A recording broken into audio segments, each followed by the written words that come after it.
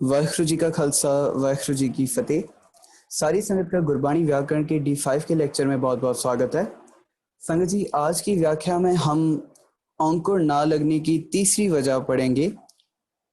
तीसरा रूल जो है अंकुर ना लगने का या फिर मुक्ता का पढ़ेंगे। ठीक है, अंकुर ना लगने की वजह को हम मुक्ता कहते हैं। माना कि जिस भी अक्षर के साथ कोई भी मुहारनी नहीं होती, अंत में उनके साथ हमेशा मुक्ता ही लगा हुआ होता है। साथ ही साथ संगत जी थोड़ा सा पिछला जो है रिपीट करवा दूं कि पिछला हमने क्या क्या पढ़ा था। हमने अंकुर ना लगने की दो वजूहात पढ़ ली थी। पहली वजूहात के शब्द अगर हमारे पास बहुवचन हो, बहुतों के लिए हो, तो उन शब्दों को अंकुर नहीं लगती। दूसरी वजह हमने पढ़ी थी कि शब्द अगर हमारे पास स्त्रीलिंग हो, किसी फेमिनाइन के लिए वरता जाए, तब भी जो है शब्द को, लफ्ज को अंकुर नहीं लगती। आज जो है अंकुर ना लगने की तीसरी वजह पढ़ेंगे, तो शुरू करते हैं।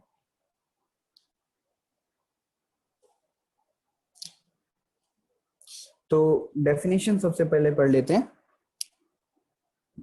अंकुर ना लगने की तीसरी वजह, ਜਦੋਂ ਕੋਈ ਨਾਂਵ ਸੰਬੋਧਕ ਕਾਰਕ ਵੋਕੇਟਿਵ ਕੇਸ ਵਿੱਚ ਹੋਵੇ ਤਾਂ ਉਸ ਦੇ ਅੰਤਲੇ ਅੱਖਰ ਨਾਲੋਂ ਔਂਕੜ ਹਟ ਜਾਂਦੀ है।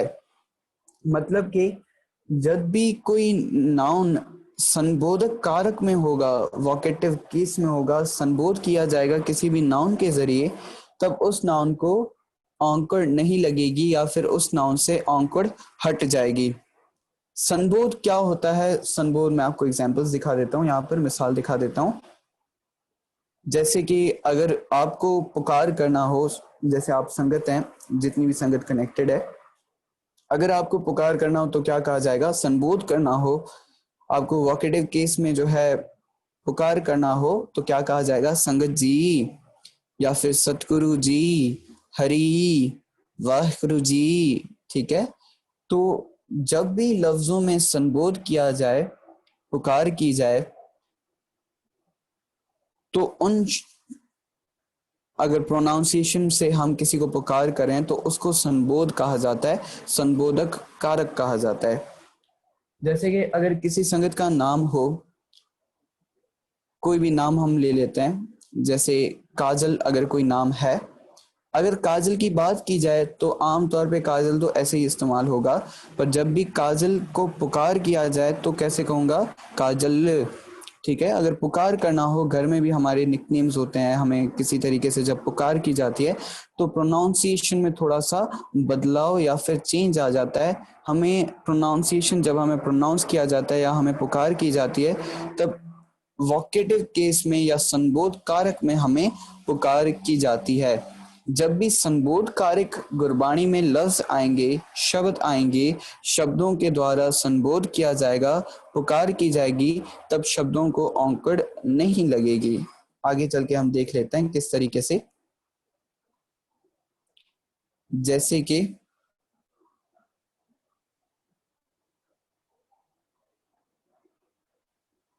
सतगुर आयो शरण तुहारी, यहाँ पे हालांकि सतगुर हमारे पास एक वचन पुल्लिंग शब्द आ जाता है। माना कि सतगुर एक ही है, बहुत सारे नहीं है, और सतगुर पुल्लिंग शब्द भी हमारे पास स्त्रीलिंग शब्द नहीं है। ठीक है, हम ये यहाँ पर काउंट नहीं कर सकते कि यहाँ पर अंकुर ना लगने की वजह शायद बहुवचन हो, शायद स्त्रीलिंग हो। नहीं, यहाँ पर अंकुर ना लगने की वजह, सतगुर के ररे को इस वजह से अंकुर नहीं लगी क्योंकि यहाँ पर सतगुर को पुकार की जा रही है। सतगुर आयो शरण तुहारी। जब हम पंक्ति की उच्चारणता करेंगे या प्रोनाउंसिएशन करेंगे, तब भी पंक्ति को इसी तरीके से उच्चारण किया जाएगा। मतलब कि सतगुर को पुकार की जाएगी, सतगुर आयो शरण तुहारी। सतगुर के मतलब क्या हो जाएंगे? हे सतगुरु, पुकार की जा रही है सतगुरु को। ठीक है, जब भी हमारे पास गुरबाणी में पुकार आदिक शब्द आ जाएंगे, संबोध कारक शब्द आ जाएंगे, वोकेटिव केस में शब्द आ जाएंगे, तब उनके आखिरी अक्षर को औंकड़ नहीं लगी हुई होगी। जैसे कि अगली पंक्ति, प्रभु मेरे प्रीतम प्राण प्यारे, यहाँ पर भी 3 तरीकों से गुरु महाराज को या परमात्मा को पुकार की जा रही है। हे प्रभु, हे प्रीतम, हे प्राण प्यारे, ठीक है, हे प्रभु, हे प्रीतम, हे प्राण प्यारे पुकार की जा रही है। ठीक है, तो प्रोनाउंसिएशन या फिर उच्चारणता कैसे होगी पंक्ति की? प्रभु, मेरे प्रीतम, प्राण प्यारे। हमें गुरबाणी के द्वारा परमात्मा को या फिर गुरु को जो है संबोध करना है, पुकार करनी है। अगली पंक्ति, दयाल तेरा नाम तरा। ठीक है, यहां पर भी दयाल का क्या मतलब हो जाएगा?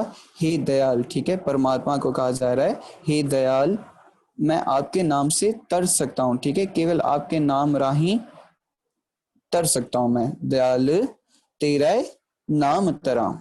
ठीक है, आगे चलते हैं।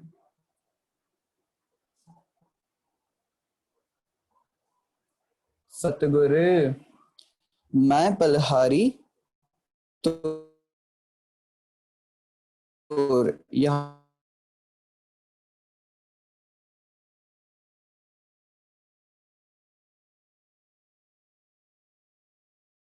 पर भी क्या मतलब हो जाएंगे?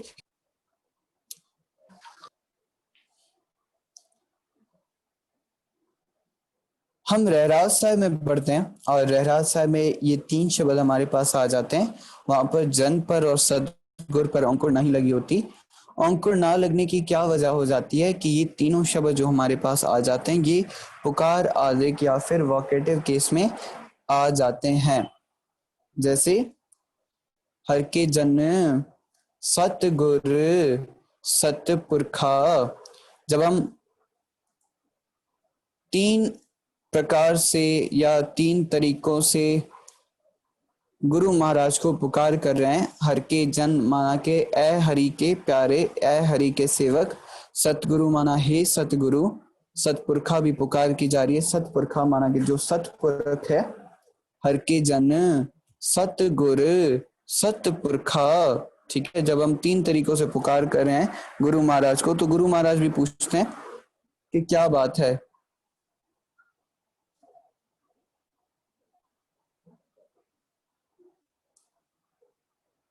तो गुरु महाराज भी पूछते हैं कि 3 तरीकों से जब पुकार की जा रही है तो क्या बात है। तब हम क्या कहते हैं? बिनौ कराऊं गुर पास, मैं बेनती कर रहा हूं गुर के पास। ठीक है, या गुर पास। गुर भी यहाँ पर जो है संबोध कारक ही हो जाएगा, गुर पास। अच्छा, यहाँ पर उच्चारणता जो अगर हम कर रहे हैं बिनौ करो, करो जो है किसी और के लिए इस्तेमाल होता है। यहाँ पर उच्चारणता थोड़ी सी बदलाव की जाएगी, इसको नासकी उच्चारण कहा जाता है। हम यहाँ पर पढ़ेंगे बिनौ कराऊं। ठीक है, कराऊं गुर पास। ठीक है, यहाँ पर उच्चारणता में थोड़ी सी चेंजिंग आ जाएगी, इसको नासकी उच्चारणता कहा जाता है। ठीक है, इसकी पूरी जो व्याख्या है हम शुद्ध उच्चारण में आगे के जो हमारे टॉपिक्स आएंगे उनमें पढ़ेंगे। या फिर हमारे पास रासा में एक और पंक्ति आ जाती है, मेरे मीत गुरुदेव मुकाराम नाम परगास। ठीक है, यहाँ पर भी मीत और गुरुदेव जो है पुकार की जा रही है परमात्मा को। ठीक है, या फिर गुरु को। माना कि जो भी शब्द हमारे पास संबोध कारक में आ जाएंगे उनके आखिरी अक्षर को औंकड़ नहीं होती। इसी तरीके से हमारे पास गुरबाणी में नानक शब्द जो आ जाता है बिना औंकड़ के, उसमें भी पुकार ही की जाती है।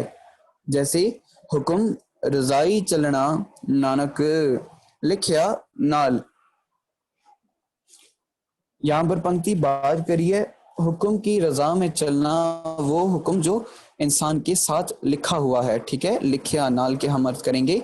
नानक याद रखिएगा, नानक जब भी किसी भी पंक्ति में आता है बिना औंकड़ के, ठीक है, वो संबोध कारक होता है और कवि की निशानी के लिए दिया जाता है। माना कि जो भी कवि कविता लिखता है या जिस भी गुरु ने बाणी लिखी है, ठीक है, गुरु नानक देव जी ने अगर बाणी उच्चारी की है तो अंत में नानक नाम आ जाता है। ठीक है, या फिर अगर भगत फरीद ने, भगत कबीर ने बाणी उच्चारण किया है, ठीक है, शब्द उच्चारण किए हैं, परमात्मा के जस उच्चारण किए हैं, तो आखिर में उनका नाम एज अ कवि के रूप में आ जाता है। ठीक है, ये एक रूल फॉलो होता है, कविता लिखने के रूल होते हैं। बाणी लिखने के रूल्स होते हैं, ठीक है।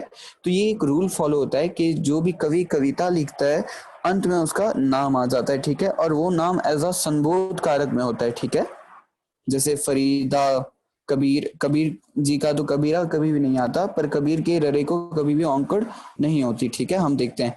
पर फरीदा जो है कना में आ जाता है, वो संबोध कारक हो जाता है। फरीदा बुरेदा भला कर, फरीदा किस लिए किया जा रहा है, संबोध कारक फरीद जी को किया जा रहा है। और बाकी जो पंक्ति है उसकी विचार की जाती है। वैसे यहाँ पर हुक्म रजाई चलना, नानक, नानक जो हो जाएगा संबोध कारक हो जाएगा, और यहाँ पर ब्रेक दे के उच्चारण करना पड़ेगा। हमने पंक्ति को साथ उच्चारण नहीं करना, नानक लिखा नाल नहीं कहना, ठीक है। यहाँ पर पंक्ति के अर्थ हो जाएंगे हे नानक, या फिर नानक के जो अर्थ होंगे हे नानक, संबोध कारक है नानक, ठीक है। ओंकार ना लगने की वजह संबोध किया जा रहा है गुरु महाराज को, ठीक है। अगर जो हम संबोध नहीं करते और पंक्ति को एक ही टाइम पर एकदम से पढ़ लेते हैं, ठीक है, अगर हम पंक्ति को इस तरीके से उच्चारण कर रहे हैं, नानक कूड़ा भरपूर, क्योंकि हमें गुरबानी पढ़ने की बहुत जल्दी होती है, बहुत तेजी होती है। अगर इस पंक्ति को एकदम उच्चारण किया जा रहा है, या फिर जहां पर भी नानक बिना औंकड़ के आ रहा है उस पंक्ति को एकदम से उच्चारण किया जा रहा है, तो यहाँ पर पंक्ति के अर्थ बहुत ज्यादा गलत हो जाएंगे। किस तरीके से, अगर हम उच्चारणता गलत करेंगे। अब यहाँ पर देखिए, अगर हम एकदम से पढ़ लेते हैं नानक कूड़ है भरपूर, तो हम कूड़ वाले शब्द को नानक के साथ मिला देंगे, ठीक है। मतलब कि हम गुरु नानक देव महाराज को कूड़ कह देंगे, ठीक है। कूड़ वाले शब्द को नानक के साथ नहीं मिलाना। यहाँ पर नानक जो है संबोध कारक दिया हुआ है, माना कि एक ब्रेक लगानी है उच्चारण करते वक्त, नानक कूड़ रहा भरपूर। फिर हम संसार की बात करेंगे, फिर बात भी क्लियर हो जाएगी कि यहाँ पर संसार की बात हो रही है कि संसार में कूड़ जो है भरपूर है, कूड़ रहा भरपूर, ठीक है। कूड़ जो है, झूठ जो है संसार में भरपूर है। तो जहां पर भी औंकड़ नहीं लग रहा, कभी भी उस पंक्ति को एक साथ नहीं पढ़ना, ठीक है। नानक अगर संबोध कारक है तो रुक के उच्चारणता करनी है, या गुरु महाराज को, गुरु महाराज जी का जो नाम है वो संबोध करके उच्चारण करना है। नानक अंधा होए कह रत्ना परखण जाए, यहाँ पर भी नानक एज अ संबोध किया जा रहा है, संबोध किया जा रहा है गुरु महाराज को। और अगर हम संबोध नहीं करते, एकदम से पढ़ते हैं नानक अंधा होए कह रत्ना परखण जाए, फिर हम गुरु नानक देव महाराज जी को अंधा कह देते हैं। और ये बहुत बड़ी, हम गुरबाणी पढ़ते वक्त बेअदबी या गुरबाणी के जो है अनर्थ कर बैठते हैं। अगर गुरबाणी की उच्चारणता सही से नहीं हो रही तो यकीन मानिए गुरबाणी के अनर्थ हो जाते हैं, या फिर गुरबाणी की बेअदबी हो जाती है, ठीक है। गुरबाणी के अर्थ होने के बजाय अनर्थ हो जाते हैं। तो यहाँ पर भी रुक के उच्चारणता करनी है, नानक अंधा होए कह रत्ना परखण जाए, कि कोई अंधा, अगर अज्ञानता के अंधेरे में कोई भी अंधा होके रत्नों को परखने चला जाता है, ठीक है, परखण जाए, अंधा होए कह रत्ना परखण जाए। या फिर नानक अंधा होए कह दसे राहे सबस मुहाए साथे, माना कि यहाँ पर भी अंधे की बात हो रही है कि अंधा होके इंसान खुद अंधा होके दूसरों को राह बताता है और उनको भी साथ लेके डूबता है। सबस मुहाए साथ है, ठीक है, साथ लेके उनको भी डुबा देता है। अगर खुद इंसान अंधा है तो उसे किसी और को भी राह दिखानी नहीं चाहिए, ठीक है। इन तीनों पंक्तियों में नानक संबोध किया जाएगा, या फिर नानक जहां पर भी बिना औंकड़ के आ रहा है, संबोध कारक में आ रहा है तो संबोध ही किया जाएगा। ब्रेक देनी पड़ेगी गुरबाणी उच्चारण करते वक्त। कभी भी नानक कूड़, नानक अंधा, इन दोनों लफ्जों को, या नानक लिखा, ठीक है, इन शब्दों को साथ नहीं मिलाया जाता, ठीक है। अगर साथ मिला देते हैं तो गुरबाणी के अनर्थ हो जाते हैं। अगर नानक औंकड़ के बिना आ रहा है तो मतलब हो जाएगा हे नानक, ठीक है। और अगर नानक औंकड़ के साथ आ रहा है तो वहां पर गुरु नानक देव महाराज जी की ही बात हो रही होगी, ठीक है।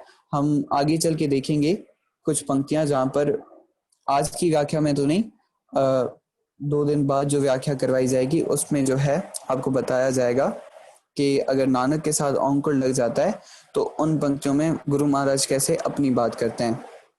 ठीक है,